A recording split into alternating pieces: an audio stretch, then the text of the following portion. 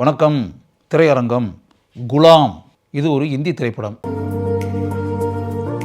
1998ஆம் ஆண்டு திரைக்கு வந்து மகத்தான வெற்றியை பெற்ற இந்த படம் மீண்டும் திரைக்கு கொண்டு வரப்பட்டிருக்கிறது.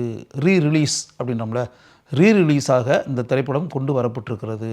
இந்த படத்தினுடைய இயக்குனர் அருமையான இயக்குனரான விக்ரம் பட்.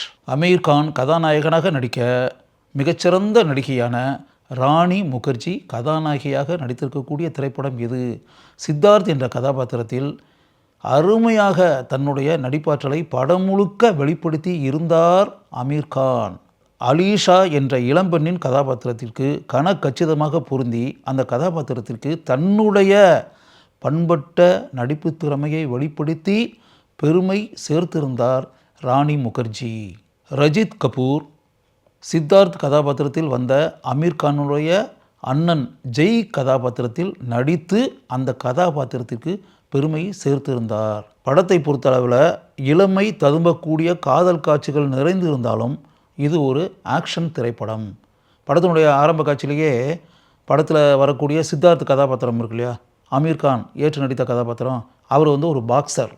அந்த ஊரையே ஆட்டி படைத்துக்கிட்டு இருக்கக்கூடிய வன்முறை நிறைந்த ஒரு கதாபாத்திரம். அந்த கதாபாத்திரத்தினுடைய பேர் ரோனி சிங்.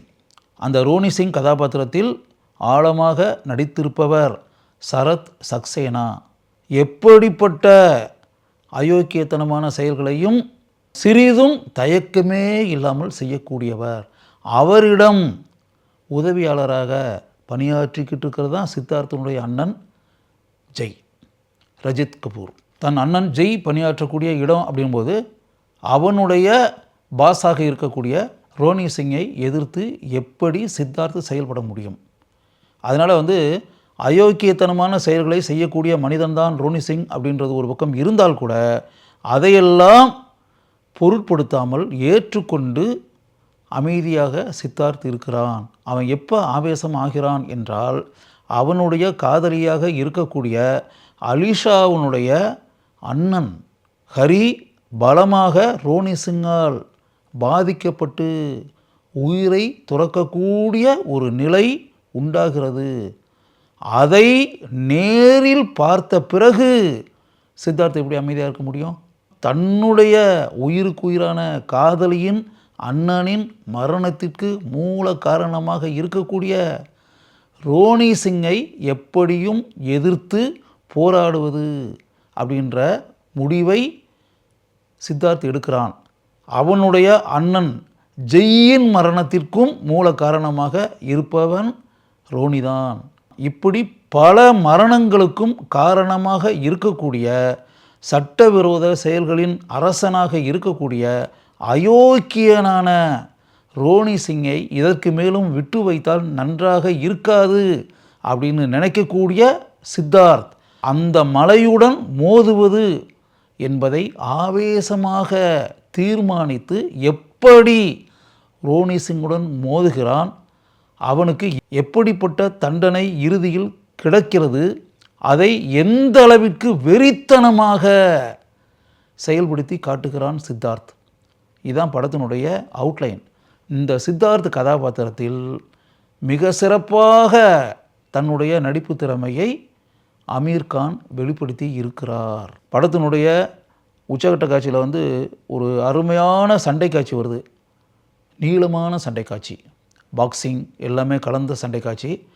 அதில் ஆரம்பத்தில் சித்தார்த் கதாபாத்திரத்தில் வரக்கூடிய அமீர் கான் நிறையா அடி உதை இதெல்லாம் வாங்கி இப்படிலாம் வந்தால் கூட அதற்கு பிறகு உடம்பு முழுக்க காயங்கள்லாம் பட்டு தரையில் விழுந்து எழுந்து நிற்க முடியாத அளவிற்கு துவண்டு போய் அதற்கு பிறகு ஆவேசத்துடன் எழுந்து எப்படி ரோனி சிங்கை எதிர்த்து போராடி அவனை அடித்து உதைத்து வெற்றி பெறுகிறான் சித்தார்த் அப்படின்றத அப்படியே நம்ம படம் பார்த்துக்கிட்டு இருக்கோம். எல்லாருமே எந்திரிச்சு நின்று கைதட்டக்கூடிய அளவிற்கு அந்த சண்டை காட்சி மிக அருமையாக படத்தில் படமாக்கப்பட்டிருக்கிறது. அந்த காட்சியில் அமீர் கானும் ரொம்ப அருமையாக நடிச்சிருக்காரு. ரோனி சிங் கதாபாத்திரத்தில் வரக்கூடிய சரத் சக்சேனாவும் மிக சிறப்பாக நடித்திருக்கிறார். படம் முழுக்க அலீஷா கதாபாத்திரத்திற்கு அருமையான நடிப்பு திறமையை வெளிப்படுத்தி பெருமை சேர்த்திருக்கிறார் ராணி முகர்ஜி. அலிஷாவின் அண்ணன் ஹரியாக அக்ஷய் ஆனந்த் சிறப்பாக நடித்திருக்கிறார். இந்த படத்திற்கு ஒளிப்பதிவு செய்திருப்பவர் தேஜா. படம் முழுக்க தன்னுடைய ஒளிப்பதிவு திறமையை நன்கு தேஜா வெளிப்படுத்தி இருக்கிறார். வாமன் போன்ஸ்லே அவர்தான் இந்த படத்தினுடைய பட தொகுப்பாளர். படத்தினுடைய ஆரம்பத்திலிருந்து இறுதி வரை சிறிது கூட சோர்வு தோன்றாத அளவிற்கு தன்னுடைய எடிட்டிங் திறமையை அருமையாக செய்திருக்கிறார் வாமன் போன்ஸ்லே. ஜத்தின் லலித் இரட்டையர்கள் அவர்கள்தான் இந்த படத்தினுடைய பாடல் காட்சிகளுக்கு இசையமைத்திருக்கிறார்கள். அமீர்கான் ராணி முகர்ஜி நடிக்கக்கூடிய ஒரு திரைப்படம் அப்படின்னா பாடல் காட்சிகள் எந்த அளவிற்கு இருக்கும் அப்படின்றது நமக்கு தெரியும் இல்லையா?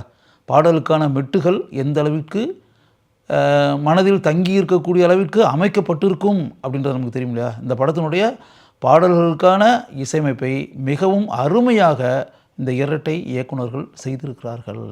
அமர் ஹால்டிபூர் அவர்தான் இந்த படத்திற்கு பின்னணி இசை பேக்ரவுண்ட் ஸ்கோர் செய்திருப்பது.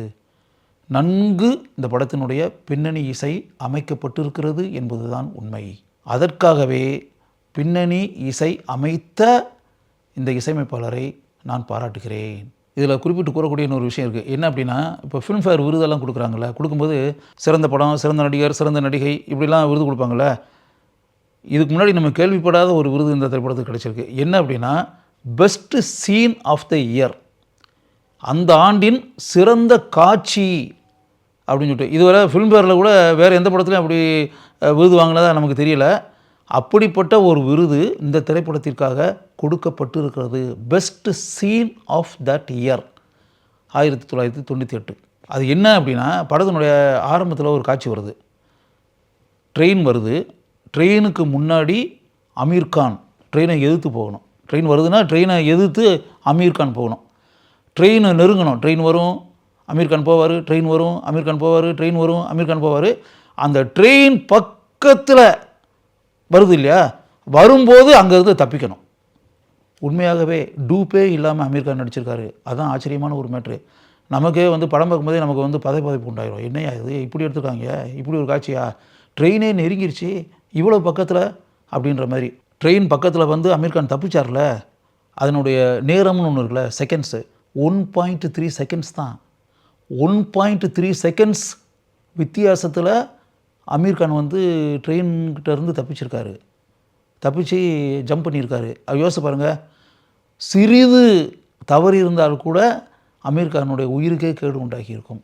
ஆனால் அதை பற்றி யோசிக்காமல் துணிச்சலாக டூப்பே இல்லாமல் அமீர்கானே நடிச்சிருக்காரு. அதுதான் பெரிய விஷயம். அந்த படத்தை நீங்கள் இதுவரை பார்க்காம இருந்தீங்க அப்படின்னா, இந்த காட்சியை மட்டுமாவது பார்க்கணும்னு சொல்லிட்டு நினச்சிங்க அப்படின்னா பாருங்கள்.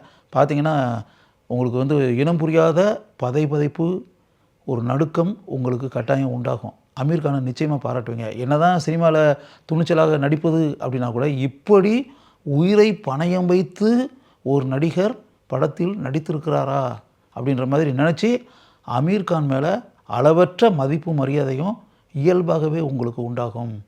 அதை நன்கு உணர்ந்ததால் தான் ஃபிலிம்ஃபேர் பத்திரிகையை சேர்ந்தவர்கள் இப்படிப்பட்ட ஒரு விருதை அமீர்கானுக்கு அந்த ஆண்டு கொடுத்திருக்கிறார்கள்.